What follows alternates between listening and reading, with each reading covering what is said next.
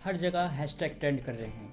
कहीं राष्ट्रीय बेरोजगार दिवस तो कहीं स्टॉप प्राइवेटाइजेशन। आखिर क्यों इतने गुस्से में है युवा?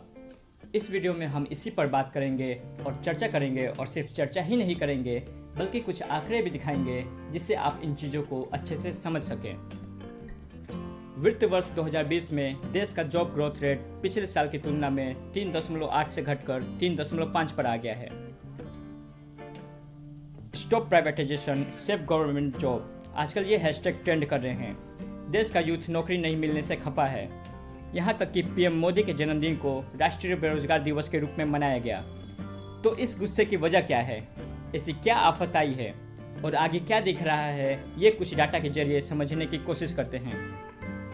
के रेटिंग्स की हालिया रिपोर्ट में हमें बताती है कि वित्त वर्ष 2020 में देश का जॉब ग्रोथ रेट पिछले साल की तुलना में 3.8 से घटकर 3.5% पर आ गया है। देश में जॉब क्रिएशन की बात करें तो नौकरी पिछले साल वित्त वर्ष महज 1,70,000 नौकरियां पैदा हुई हैं। कोई ताज्जुब नहीं है कि हर साल 2 करोड़ नौकरियां के आने के सपना देखने वाले देश के पढ़े लिखे युवा आए दिन कभी घंटी बजाकर, कभी थाली बजाकर, तो कभी दिए और मसाल जलाकर विरोध प्रदर्शन कर रहे हैं। बेरोजगारी की डरावने आंकड़े।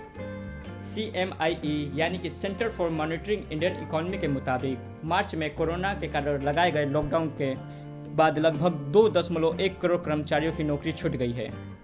जुलाई के मुकाबले अगस्त में देश की बेरोजगारी दर बढ़कर 8.35% हो गई है। जुलाई में लगभग 48 लाख और अगस्त में 33 लाख नौकरियां गई हैं। देश के शहरों में हर 10वें व्यक्ति के पास नौकरी नहीं है।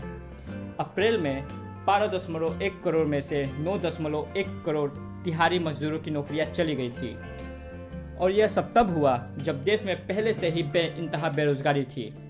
सिंपल सर्वे ऑफिस की रिपोर्ट के अनुसार 2017-18 में बेरोजगारी दर 45 साल में सबसे ज़्यादा 6.1 के स्तर पर पहुंच गई थी। अब समझते हैं बेरोजगारी की वजह। ये एकदम ताज़ा रिपोर्ट है।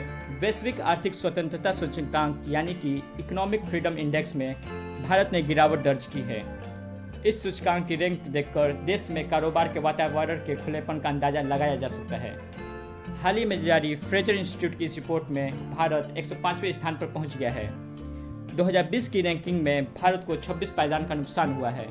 तो सरकारी नौकरियां कम आ रही हैं और प्राइवेट सेक्टर में जॉब है ही नहीं। तो युवा आखिर जाए तो जाए कहाँ? बोले तो बोले क्या? पूरी तस्वीर देखते हैं। जून तिमाही में देश की जीडीपी में दर्ज की गई 23.9% की बड़ी गिरावट है। फिच रेटिंग्स एजेंसी ने इस वित्त वर्ष भारत की जीडीपी में 10.5% की गिरावट का अनुमान लगाया है। इससे पहले फिच ने 5% कमी आने का अनुमान जताया था, जिसे अब बढ़ा दिया गया है। घरेलू ratings agency India ratings and research ने भी मौजूदा वित्त वर्ष में देश की अर्थव्यवस्था में 11.8% गिरावट का अनुमान जताया है। यह ऐतिहासिक गिरावट 1950-51 से उपलब्ध देश के जीडीपी के आंकड़ों का सबसे कमजोर आंकड़ा होगा। गोल्डमैन सैक्स ने भी चालू वित्त वर्ष में देश की जीडीपी में 14.8% गिरावट की आशंका व्यक्त की है। रेटिंग एजेंसी क्रिसिल ने भी भारत की जीडीपी में गिरावट के अनुमान को बढ़ा दिया है। एजेंसी के अनुसार वित्त वर्ष 2020-21 में जीडीपी में 9% की कमी आएगी। लोन पैकेज नहीं, चाहिए असली आर्थिक पैकेज। IMF यानी अंतर्राष्ट्रीय मुद्रा कोष की ओर से हाल ही में कहा गया है कि भारत को एक और राहत पैकेज की जरूरत है। स्वास्थ्य, भोजन, लोगों की आय बढ़ाने के लिए उनके हाथों में पैसे देने होंगे और कारोबार की मदद के लिए बाजार में सरकार को पैसा डालना होगा। दरअसल सरकार ने जो 20 लाख करोड़ का राहत पैकेज दिया है, दरअसल वह एक तरह का लोन पैकेज है। हाथ में पैसा होगा तो लोग खरीदारी करेंगे, लोग खरीदेंगे तो कंपनियां सामान बनाएंगी, और जब सामान बनाएंगी तो उन्हें बनाने वाले हाथ चाहिए होंगे, यानी लोगों को नौकरी मिलेगी। पीएम मोदी के जन्मदिन पर मना राष्ट्रीय बेरोजगार दिवस। अगली तिमाही में भी जीडीपी कुछ खास सुधरने वाली नहीं है।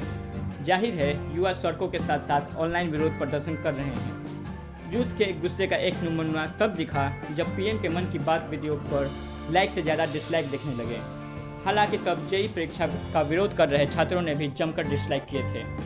हाल ही में राष्ट्रीय बेरोजगार दिवस 17 सितंबर 17 घंटे 17 मिनट जैसे हैशटैग सोशल मीडिया में काफ़ी ट्रेंड कर रहे हैं। बता दें कि 17 सितंबर को प्रधानमंत्री नरेंद्र मोदी का जन्मदिन था। इससे पहले stop privatisation, save government job, 9 बजे 9 मिनट्स इंडिया और 5 बजे 5 मिनट्स जैसे कैंपेन्स भी चलाए गए हैं। अंत में बस यही कहना चाहूँगा कि देश में इस समय मायूसी का दौर चल रहा है। कहीं लोग कोरोना वायरस से डरे सहमे हैं तो कहीं लोग इस बात से डरे हुए हैं कि क्या आगे आने वाली समय में उनको नौकरियां मिल पाएंगी या नहीं। हम आशा करते हैं कि भारत सरकार इस मुद्दे पर विचार करे और इसका कोई हल जल्द से जल्द निकाले। और मीडिया से गुजारिश है कि वो देश की जनता की आवाज़ बने और इन मुद्दों पर भी उतना ही ध्यान दे जितना कि अभी वो दूसरे मुद्दों पर दे रही है।